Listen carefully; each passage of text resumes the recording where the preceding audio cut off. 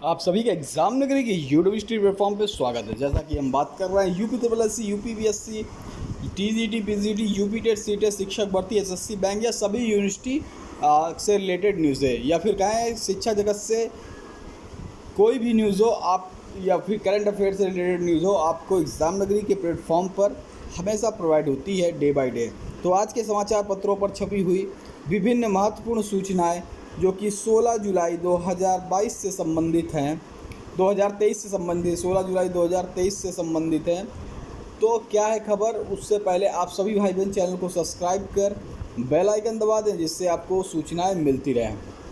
क्योंकि जो भी एग्ज़ाम नगरी द्वारा जो भी नोटिफिकेशन होगा आप तक सबसे पहले पहुँचे, जो भी सूचना सबसे पहले पहुँचे, क्योंकि जो भी सूचना होती है अगर वो सही समय पर मिल जाए तो आपके लिए लाभकारी होती है। इसीलिए मैं कहता हूँ चैनल को लाइक सब्सक्राइब शेयर कर लें। आशा आपने चैनल को लाइक सब्सक्राइब शेयर कर दिया होगा। चलिए आज की सूचनाएँ देखते हैं। पहली सूचना क्या है, जल्द होगी आरओ की भर्ती। यूपीपीएससी को कई माह पहले मिल चुका है रिक्त पदों का ध्यान। पिछले साल नहीं हो सकी थी भर्ती, इंतजार में कई अभ्यर्थी हो गए ओवर एज। समीक्षा अधिकारी आरओ सहायक समीक्षा अधिकारी एआरओ की नई भर्ती के लिए लिए विज्ञापन जल्द ही आने की उम्मीद है। शासन स्तर से जल्द ही समकक्ष अर्हता को लेकर स्थिति स्पष्ट की जा सकती है, जिसके बाद उत्तर प्रदेश लोक सेवा आयोग यूपीपीएससी के लिए आरओ के लिए नई भर्ती शुरू करने के रास्ते खुल जाएंगे। इससे पूर्व वर्ष 2021 में आरओ पदों को भर्ती के लिए विज्ञापन जारी किया गया था। वह 2022 में आरओ के पदों पर भर्ती नहीं हुई। अभ्यर्थियों के ने नई भर्ती के लिए आयोग से कई बार विज्ञापन दिया। हर साल बड़ी संख्या में अभ्यर्थी ओवर एज हो जाते हैं। पिछले साल भर्ती के इंतजार में बड़ी संख्या में अभ्यर्थी ओवर एज हो गए हैं और उनके भविष्य के रास्ते बंद हो गए हैं। आयोग को 5 माह पूर्व आरओ नई भर्ती के लिए रिक्त पदों का ध्यान मिल चुका है। अभ्यर्थियों ने नया विज्ञापन जारी करने की मांग तेज कर दी है, लेकिन समकक्ष अर्हता का निर्धारण न होने के कारण विज्ञापन फंसा हुआ है। आयोग सूत्रों का कहना है कि समकक्ष अर्हता निर्धारण के लिए कई बार शासन को पत्र लिखा जा चुका है। हालांकि आयोग ने अब तक शासन की तरफ से इसके बारे में कोई जवाब नहीं मिला, लेकिन सूत्रों का कहना है कि समकक्ष अर्हता संबंधित फाइल शासन स्तर पर तैयार कर ली गई। जल्द ही शासन की ओर से स्थिति स्पष्ट की जा सकती है। आयोग को भी शासन स्तर से हरी झंडी मिलने की उम्मीद है। प्रतियोगी छात्र संघर्ष समिति के मीडिया प्रभारी प्रशांत पांडे की ओर से मुख्यमंत्री को पत्र लिखकर कहा गया, इस भर्ती के इंतजार बड़ी संख्या में छात्र ओवर हो चुके अभ्यर्थियों के लिए अवसर खत्म हो चुके हैं। अगर आगे भी इसी तरह भर्ती अटकी तो आने वाले समय ओवर एज होने जा रहे अभ्यर्थियों को भी नुकसान होगा। मुख्यमंत्री आग्रह इस मामले में सीधा हस्तक्षेप करें। सीयूटी का परिणाम आते ही इलाहाबाद यूनिवर्सिटी में रजिस्ट्रेशन की लगी होड़। 5 घंटे में 1825 नए अभ्यर्थियों ने भरे फॉर्म। अब तक कुल 6472 रजिस्ट्रेशन। 28 जुलाई तक होंगे रजिस्ट्रेशन। इसके बाद काउंसलिंग के माध्यम से होंगे प्रवेश। राज्य विश्वविद्यालय अगस्त में शुरू होगा pre PhD course work.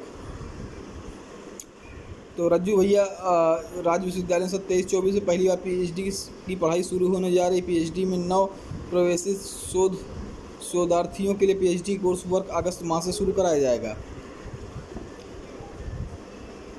National testing agency NTA की ओर से central university entrance test CUET परिणाम घोषित किए जाने पर इलाहाबाद विश्वविद्यालय में स्नातक प्रवेश के ऑनलाइन रजिस्टर करने वाले की अभ्यर्थी की होड़ लग गई है। स्टेनोग्राफर के पदों पर 3960 का चयन, 3960 का चयन। एसएससी ने जारी किया स्टेनोग्राफर ग्रेड सी व डी का अंतिम परिणाम। संबद्ध प्राइमरी के शिक्षकों को अब होगा स्थानांतरण। सहायता प्राप्त विद्यालय संबद्ध शिक्षकों को सहूलियत। 553 प्राइमरी स्कूल एडेड कॉलेजों में संबंध 20% तक ही शिक्षकों को हो सकेगा स्थानांतरण। ऑफलाइन तबादले की भी खुली रहेगी खिड़की। हाई कोर्ट ने दिया होमगार्ड की सेवा नियमावली बनाने का सुझाव। आदेश में कहा गया कि होमगार्ड की सेवा बतौर वॉलंटियर है, सिविल धारक नहीं हो सकते। तो देखिए इसमें यही है कि उनकी आदेश में ये कहा गया कि होमगार्ड की सेवा वॉलंटियर है, सिविल धारक नहीं हो सकते। पॉलीटेक्निक प्रवेश परीक्षा के 2 दिन में हो गए 40,000 से अधिक आवेदन। आज जारी नहीं होगा प्रवेश पत्र, जल्द ही घोषित की जाएगी नई तारीख।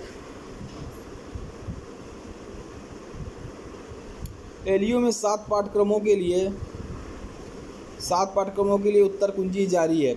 18,000 से अधिक अभ्यर्थी थे प्रवेश परीक्षा में शामिल। 10 बजे सुबह शुरू होगी दस्तावेजों की जांच। महिला आईटी कॉलेज में अब जो आवेदन है 31 जुलाई तक है। केकेसी पहली मेरिट आज काउंसलिंग कल होगी। तो जय Narayan Mishra PG college KKC में जो प्रवेश के लिए रविवार को पहली मेरिट सूची जारी होगी। सीयूटी के नतीजे में 22,000 को 100 परसेंटाइल। राष्ट्रीय एजेंसी एनटीए शनिवार को साझा विश्वविद्यालय प्रवेश परीक्षा स्नातक सीयूटी यूजी के नतीजे घोषित किए हैं। इसमें 22,000 से अधिक उम्मीदवारों ने 100 परसेंटाइल हासिल किए। छात्रों ने सबसे ज़्यादा अंक अंग्रेजी में हासिल किए हैं। उसके बाद जीव विज्ञान अर्थशास्त्र के छात्र प्रवेश के दूसरे संस्करण के लिए 11.11 लाख उम्मीदवार उपस्थित हुए थे। सीयूटी यूजी के परिणाम जारी। 100% अंक लाकर अभ्यर्थियों ने बारी माजी। अंग्रेजी, राजनीतिक, जीव विज्ञान में बढ़े अंक। 9 चरणों में हुई तो परीक्षा 5 जुलाई तक आयोजित की गई थी। यूजी परीक्षा 11 लाख से अधिक छात्र छात्राओं ने दी थी परीक्षा।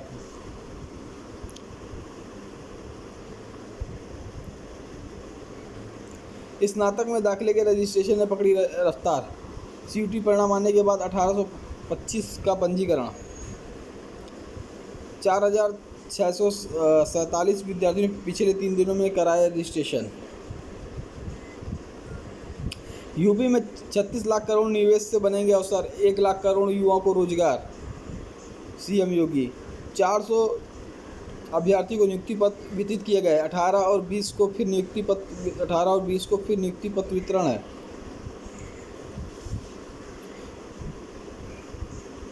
युवाओं को हौसला अफजाई करते हुए मुख्यमंत्री योगी आदित्यनाथ ने कहा कि यूपी युवाओं को रोजगार के लिए कहीं भटकने की जरूरत नहीं है। आज प्रदेश दूसरे राज्यों युवाओं को रोजगार देने की क्षमता रखता है।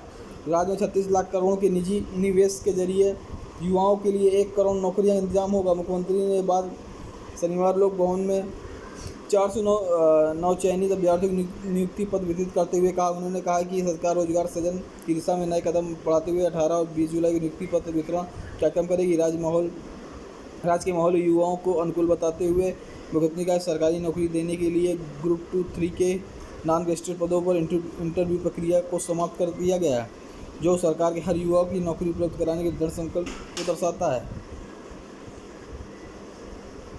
आवेदन व कॉलेज कोर्स चयन की प्रक्रिया अब एक साथ चलेगी। कॉमन सीट एलोकेशन सिस्टम के दाखिले का दूसरा चरण अगले सप्ताह शुरू होगा। सीयूटी रिजल्ट जारी होने के बाद पंजीकरण का आंकड़ा भी बढ़ेगा। ज़्यादा से ज़्यादा कॉलेज व कोर्स का चयन लाभकारी होगा। डीयू प्रशासन की सलाह की सीट आवंटित हो सके, इसके लिए छात्र कॉलेज व कोर्स का ज़्यादा से ज़्यादा चयन करें। इसके लिए वरीयता का भी ध्यान से चुनें। वरीयता भरने का समय सीमा समाप्त के बाद छात्रों को कॉलेज में कोर्स बदलने की अनुमति नहीं मिलेगी। 2.38 लाख पंजीकरण हो चुके हैं। अब तक 1,77 लाख फॉर्म जमा हो चुके हैं। कॉलेज व कोर्स को वरीयता में ज़्यादा से ज़्यादा कोर्स भरने की सलाह है। कोर्स भरते समय ध्यान रखें कि उसी के आधार पर सीट आवंटन होगा। दिल्ली विश्वविद्यालय शैक्षिक 23-24 स्नातक कोर्सेज के दाखिले कॉमन सीट एलोकेशन सिस्टम का दूसरा चरण अगले सप्ताह शुरू हो रहा है। स्नातक कोर्सेज दाखिले के लिए कॉमन यूनिवर्सिटी टेस्ट सीयूटी के नतीजे शनिवार को जारी होती। प्रशासन ने दूसरे चरण की तैयारी शुरू कर दी। अगले सप्ताह पहला चरण व दूसरा चरण साथ साथ चलेगा। इस तरह आवेदन पंजीकरण भी किया जा सकेगा। छात्र कॉलेज व कोर्स को वरीयता का चयन कर सकेंगे। विद्यालयों के निरीक्षण में मिली खामियां, 1 शिक्षक निलंबित। डीएमओ ने बीएसओ को भेजी रिपोर्ट।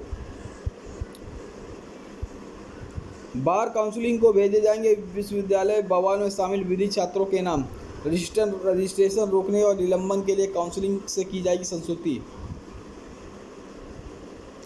सुपर कंप्यूटर जो गणना 47 साल में करेगा वो क्वांटम को लगेंगे 6 सेकंड।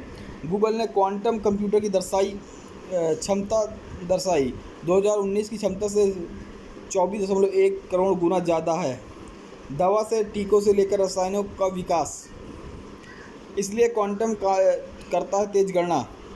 पारंपरिक कंप्यूटर हर प्रकार की सूचना डाटा बाइनरी कोडिंग 0 में रखे जाते हैं।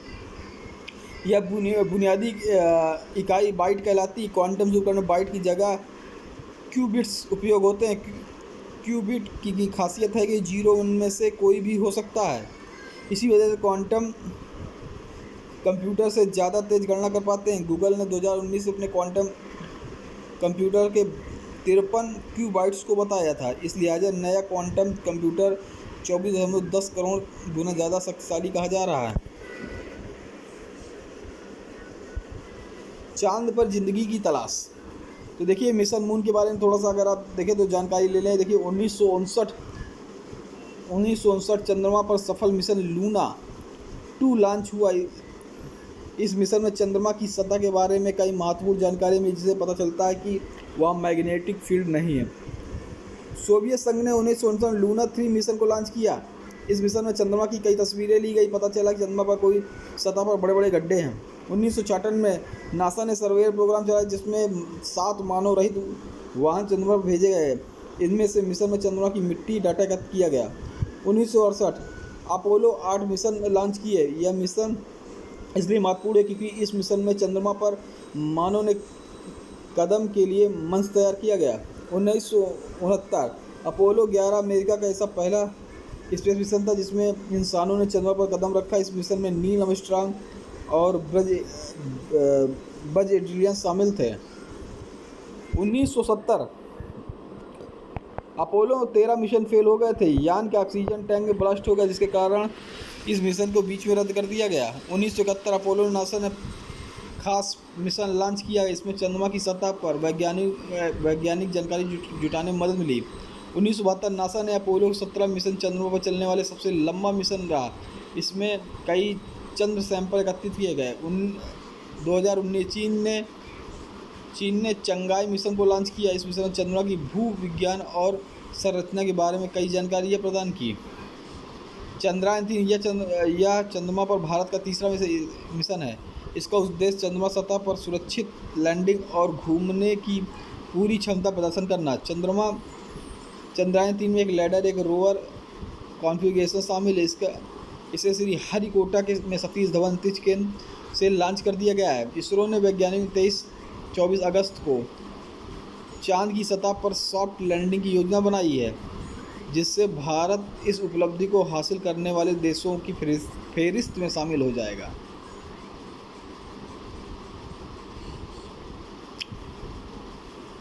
समझौता। भारत और यूएई अपनी मुद्राओं पर करेंगे व्यापार। तब जो भारत और यूएई हैं वो अपनी मुद्राओं पर करेंगे व्यापार। अबू धाबी प्रधानमंत्री मोदी से मुलाकात करते हुए राष्ट्रपति Sheikh bin Zayed Al Nahyan. IIT Delhi का अबू धाबी परिषद में होगा स्थापित। तो आईआईटी दिल्ली का अबू धाबी में परिसर स्थापित होगा। एनपीसीआईएल में रोजगार के अवसर। 107 पद अप्रेंटिस के लिए आवेदन। न्यूनतम आयु 14 वर्ष, अधिकतम 24 वर्ष। आयु गणना 11 अगस्त 2023 के अनुसार। उम्मीदवारों को मान्यता प्राप्त संस्थान से संबंधित ट्रेड में आईआईटी उत्तीर्ण होनी चाहिए। अप्रेंटिस की अवधि 1 वर्ष है। दिल्ली हाई कोर्ट में संभावना है 16 पद। दिल्ली उच्च न्यायिक सेवा परीक्षा 2023। न्यूनतम आयु 35 और अधिकतम 45 वर्ष। उम्मीदवारों के पास मान्यता विश्वविद्यालय संस्थान से लॉ ग्रेजुएशन डिग्री, एडवोकेट के तौर पर 7 वर्ष का कार्य अनुभव। RINL BSP कई पद खाली। 250 पद अप्रेंटिस के लिए अप्लाई करें। योग्य अभ्यर्थियों के लिए यहाँ भी मौके हैं। दूरसंचार विनियम प्राधिकरण, जिसमें प्रधान सलाहकार के लिए 25 अगस्त अंतिम तिथि है। कृषि विज्ञान के वरिष्ठ वैज्ञानिक सब प्रमुख पद के आवेदन कर सकते हैं। अंतिम तिथि 4 अगस्त। दिल्ली ट्रांसको लिमिटेड सीधी भर्ती के आधार पर कंपनी सचिव के पद पर निकाली भर्ती है। 29 जुलाई तक www.dtlgovernment.in पर आप ऑनलाइन कर सकते हैं। ये रहे आज के समाचार पत्रों पर छपी कुछ प्रमुख सूचनाएं। ऐसी खबरों के लिए आप सभी भाई चैनल को लाइक, सब्सक्राइब, शेयर कर सकते हैं। जय हिंद, जय भारत, धन्यवाद।